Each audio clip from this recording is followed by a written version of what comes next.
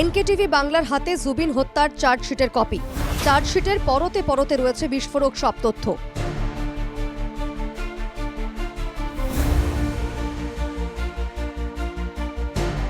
12 December দাখিল করা হয়েছিল জুবিনের রহস্য মৃত্যুর চার্জশিট।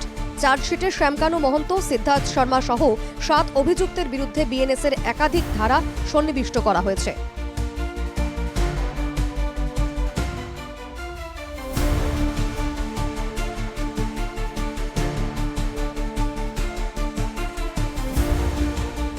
পূর্ব পরিকল্পিতভাবেই সিঙ্গাপুরে নিয়ে যাওয়া হয়েছিল জুবিনকে।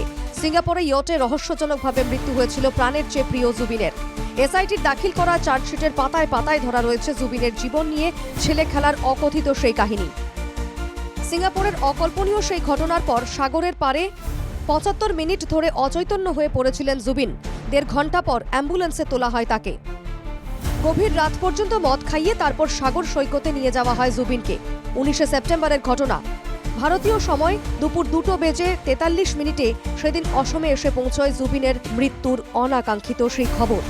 শেষ পর্যন্ত জুবিনের মৃত্যুর সেই ষড়যন্ত্রের বিস্ফোরক তথ্য প্রকাশ করল এসআইটির। জুবিনের রহস্য মৃত্যুর 83 দিন পর শেষ পর্যন্ত তদন্ত শেষ করে সিজেএম আদালতে চার্জশিট পেশ করে অসম পুলিশ। আদালতে পেশ করা এসআইটির সেই চার্জশিটে প্রকাশ পেয়েছে একের পর এক বিস্ফোরক তথ্য। 12,200 পাতার চার্জশিটে 7 অভিযুক্তের বিরুদ্ধে বিস্ফোরক তথ্য।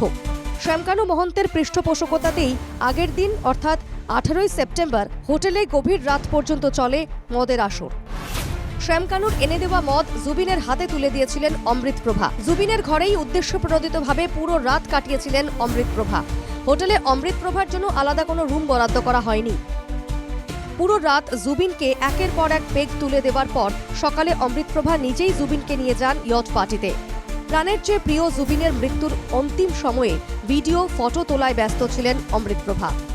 জুবিনের অন্তিম মুহূর্তের সেই ভিডিওগুলো টুকরো টুকরো করে পোস্ট করা হয়েছিল সোশ্যাল মিডিয়ায়। নিজের মোবাইলে সেই ছবিগুলো তুলে রাখেন অমৃতপ্রভাও। জুবিনের মৃত্যুর শেষ মুহূর্তের সেই দৃশ্য। সিটের চার্জশিটে একরকম স্পষ্ট যে জুবিনের মৃত্যুতে হাত ছিল ম্যানেজার সিদ্ধার্থ শর্মার। জুবিনকে শেষ করে দিয়ে সবকিছু আত্মসাৎ করার ষড়যন্ত্র ছিল সিদ্ধার্থের। জুবিনকে নেশায় বুঁদ করে সাগরে যেতে উস্কে দিয়েছিলেন সিদ্ধার্থী। জুবিনের খুড়তুতো ভাই সন্দীপন গার্গকে বিএনএসের 105 ধারায় অভিযুক্ত করা হয়েছে। সেই সন্দীপনই পুরো এই ঘটনার একমাত্র সাক্ষী। সেই সন্দীপন কিন্তু নেশাগ্রস্ত জুবিনকে সাগরে যেতে বাধা দেননি একবারও। চার্জশিটে এটাও উঠে এসেছে যে জুবিন হত্যার সঙ্গে অভিযুক্ত শেখর জ্যোতি গোস্বামীও। লাইফ জ্যাকেট ছাড়াই জুবিনকে জলে নামতে দেওয়া হয়েছিল। হোটেলের পার্টির পর বিশ্রামের কোনো সুযোগ দেওয়া হয়নি জুবিনকে। জুবিনকে অবসরে পাঠানোর ষড়যন্ত্র ছিল ম্যানেজার সিদ্ধার্থের। সিদ্ধার্থের কাছে আর্থিক লেনদেনের হিসেব চেয়েছিলেন জুবিন।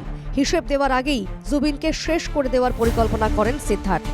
জুবিনের অজান্তে হোটেল পরিবহনের ব্যবসায় বিনিয়োগ করেছিলেন সিদ্ধার্থ। সিদ্ধার্থের সঙ্গে সেই ষড়যন্ত্রে লিপ্ত ছিলেন শ্যামকানু ও শেখর জ্যোতিও। সাগরে জুবিনকে অনেকটা দূরে সাঁতার কাটতে নিয়ে গিয়েছিলেন শেখর। সবচেয়ে কাছে থাকা সত্ত্বেও জুবিনকে বাঁচানোর চেষ্টাটুকুও করেননি শেখর। একপ্রস্থ এই ধারা এবং অভিযোগের পর শেষ পর্যন্ত আদালতে অভিযুক্তদের দোষী প্রমাণ করা যাবে তো? শ্যামকানু সিদ্ধার্থের বিরুদ্ধে উত্থাপিত অভিযোগের তথ্য প্রমাণ আছে তো? এটাই এই মুহূর্তে সবচেয়ে বড় প্রশ্ন। Bureau report, NKTV Bangla.